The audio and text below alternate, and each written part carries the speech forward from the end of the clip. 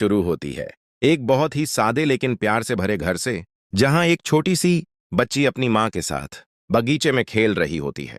माँ उसे जिंदगी का सबसे बड़ा सबक सिखाती है, have courage and be kind, यानी चाहे हालात कैसे भी हों, हिम्मत मत हारना और दिल से अच्छे बने रहना। बच्ची इस बात को सिर्फ सुनती नहीं, बल्कि अपने दिल में बसा लेती है। उसका बचपन खुशियों से भरा होता है, माँ पापा का प्यार, खुला आसमान और एक सुकून भरी जिंदगी। लेकिन फेरी टेल जैसी हर कहानी में एक मोड़ जरूर आता है। उसकी माँ बीमार पड़ जाती है और धीरे धीरे दुनिया से चली जाती है। जाते जाते वही बात दोहराती है, हिम्मत और दया। माँ के जाने के बाद भी लड़की टूटती नहीं, क्योंकि उसके पिता उसके साथ होते हैं। कुछ साल बाद पिता दूसरी शादी करते हैं। नई पत्नी बाहर से बहुत शालीन, समझदार और सभ्य लगती है। उसके साथ उसकी 2 बेटियां भी आती हैं। शुरुआत में सब कुछ ठीक लगता है, जैसे जिंदगी फिर से पटरी पर आ रही हो। लेकिन ये शांति ज्यादा देर तक नहीं टिकती। पिता एक व्यापारिक यात्रा पर जाते हैं और वहीं उनकी मौत हो जाती है। अब घर में कोई नहीं बचता जो उस लड़की के लिए खड़ा हो सके। यहीं से कहानी का असली रंग बदलता है। सौतेली माँ का असली चेहरा सामने आता है। वही घर जो कभी उसका सपना था, अब उसके लिए कैद बन जाता है। उससे अच्छे कपड़े छीन लिए जाते हैं, उसका कमरा ले लिया जाता है और उसे घर की नौकरानी बना दिया जाता है। दिन रात काम, गंदे कपड़े, राख और धूल। इसी वजह से सब उसे अब सिंड्रेला कहने लगते हैं। लेकिन सबसे हैरान करने वाली बात यह है कि इतने जुल्मों के बाद भी वह लड़की कड़वी नहीं होती। न वो बदला लेती है, न किसी से नफरत करती है। वो जानवरों से दोस्ती करती है, चूहों से बातें करती है और अपने दिल में माँ की सीख को जिंदा रखती है। दूसरी तरफ कहानी चलती है राजमहल में। राजा बीमार है और चाहता है कि मरने से पहले उसका बेटा शादी कर ले। प्रिंस दबाव में नहीं आना चाहता। वो ऐसी लड़की चाहता है जो उसे समझे, सिर्फ नाम और ताज से प्यार न करे। एक दिन जंगल में शिकार के दौरान प्रिंस की मुलाकात सिंड्रेला से होती है। दोनों एक दूसरे की असली पहचान नहीं जानते। सिंड्रेला खुद को बस एक साधारण लड़की बताती है और प्रिंस भी खुद को आम इंसान की तरह पेश करता है। उनकी बातचीत छोटी होती है, लेकिन दिल से होती है। पहली बार सिंड्रेला को लगता है कि कोई उसे सच में सुन रहा है। कुछ दिन बाद पूरे राज्य में ऐलान होता है, राजमहल में एक भव्य बॉल होने वाली है, जहां हर युवती को बुलाया गया है। सिंड्रेला की आंखों में पहली बार एक सपना जागता है। वो भी जाना चाहती है, वो भी एक शाम के लिए खुद को इंसान की तरह महसूस करना चाहती है। लेकिन जैसे ही वो सौतेली माँ से इजाजत मांगती है, उसकी उम्मीदों को बेरहमी से कुचल दिया जाता है। सौतेली माँ उसे याद दिलाती है कि वो सिर्फ एक नौकरानी है, राजमहल उसके लिए नहीं है।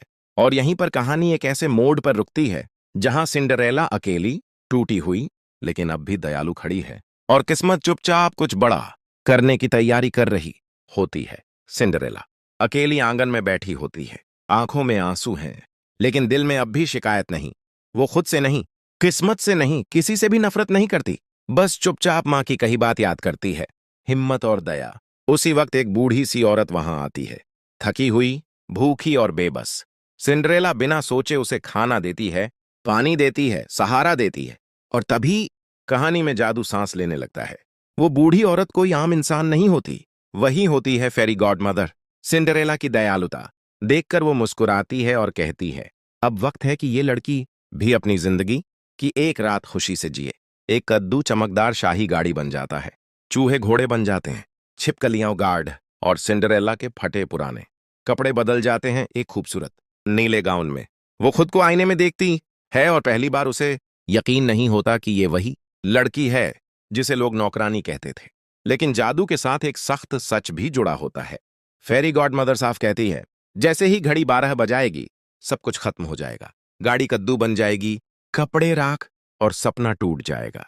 सिंड्रेला सिर हिलाती है और शाही गाड़ी राजमहल की तरफ बढ़ जाती है। राजमहल में उस रात हर तरफ रोशनी होती है, संगीत होता है और सैकड़ों लड़कियां होती हैं। लेकिन जैसे ही सिंड्रेला अंदर कदम रखती है, पूरा हॉल खामोश हो जाता है। सबकी निगाहें उसी पर टिक जाती हैं और तभी प्रिंस उसे देखता है। पहचान तुरंत हो जाती है, ये वही लड़की है जिससे वो जंगल में मिला था। वही सादगी, वही आंखें, वही सुकून। दोनों साथ नाचते हैं, बातें करते हैं, हंसते हैं। सिंड्रेला पहली बार महसूस करती है कि उसे कोई उसके कपड़ों या हैसियत के लिए नहीं, बल्कि उसके होने के लिए देख रहा है। वक़्त उड़ने लगता है। खुशी इतनी गहरी होती है कि सिंड्रेला सब भूल जाती है। लेकिन तभी दूर कहीं से घंटी की आवाज आती है। 12 बजने वाला होता है। सिंड्रेला घबरा जाती है। वो बिना कुछ कहे भागने लगती है। सीढ़ियों से उतरते वक्त उसका एक शीशे का जूता गिर जाता है। सिंड्रेला रुकती नहीं, बस भागती रहती है और पीछे रह जाता है सिर्फ वही जूता और प्रिंस का सवाल। अगली सुबह पूरे राज्य में ऐलान हो जाता है, जिस लड़की का ये जूता फिट आएगा वही राजकुमारी बनेगी। इधर सिंड्रेला के घर में सौतेली माँ सब समझ जाती है। वो जान जाती है कि वो लड़की कोई और नहीं बल्कि वही सिंड्रेला थी। डर और जलन में वो सिंड्रेला को कमरे में बंद कर देती है ताकि वो कभी सच तक न पहुंच सके। लेकिन कहानी अभी खत्म नहीं हुई है, क्योंकि अब सिंड्रेला सिर्फ सहने वाली लड़की नहीं रही, अब वो सच के सामने खड़ी होने वाली है। राजकुमार अपने सैनिकों के साथ पूरे राज्य में उस लड़की को ढूंढता फिर रहा होता है जिसके पैर में वो शीशे का जूता फिट आए। हर घर, हर दरवाजा, हर महल, सब जगह कोशिश होती है, लेकिन जूता किसी के पैर में नहीं आता। कई लड़कियां जबरदस्ती भी कोशिश करती हैं, लेकिन जूता टस से मस नहीं होता। उधर सिंड्रेला के घर में माहौल बदला हुआ होता है। सौतेली माँ अब साफ साफ डर में जी रही होती है। उसे पता होता है कि अगर सच्चाई सामने आ गई तो उसकी बनाई हुई दुनिया टूट जाएगी। इसी डर में वो सिंड्रेला को कमरे में बंद कर देती है और उससे झूठ बोलने को कहती है कि अगर वो चुप रही तो उसे घर में रहने दिया जाएगा। पहली बार सिंड्रेला के सामने एक बहुत बड़ा फैसला खड़ा होता है। सालों तक उसने सब सहा, चुप रही, दयालु बनी रही, लेकिन अब मामला सिर्फ दर्द का नहीं बल्कि सच का होता है। और इसी पल सिंड्रेला अपनी माँ की बात याद करती है, हिम्मत और दया। वो झूठ नहीं बोलती। चूहों की मदद से दरवाजा खुलता है और सिंड्रेला नीचे आती है। जैसे ही राजकुमार उसे देखता है, उसे एक नजर में पहचान लेता है। सिंड्रेला जेब से दूसरा शीशे का जूता निकालती है। सौतेली माँ उसे गिराकर तोड़ने की कोशिश करती है, लेकिन अब बहुत देर हो चुकी होती है। राजकुमार सिंड्रेला के पैर में जूता पहनाता है। जूता बिल्कुल फिट आता है। उस पल कोई जादू नहीं होता, कोई चमक धमक नहीं, बस सच्चाई होती है। सबके सामने साफ हो जाता है कि वही लड़की है जिसे राजमहल में देखा गया था। सौतेली माँ हार चुकी होती है। उसके पास अब न कोई चाल बचती है, न कोई बहाना। सिंड्रेला उसे माफ कर देती है, क्योंकि उसकी दया बदले से बड़ी होती है। लेकिन अब वो कमजोर नहीं रहती, वो अपना रास्ता खुद चुनती है। सिंड्रेला राजमहल जाती है। वो सिर्फ राजकुमार की दुल्हन नहीं बनती, बल्कि उसकी बराबरी की साथी बनती है। वो ऐसी रानी बनती है जो सत्ता से नहीं, दया और समझदारी से राज करती है।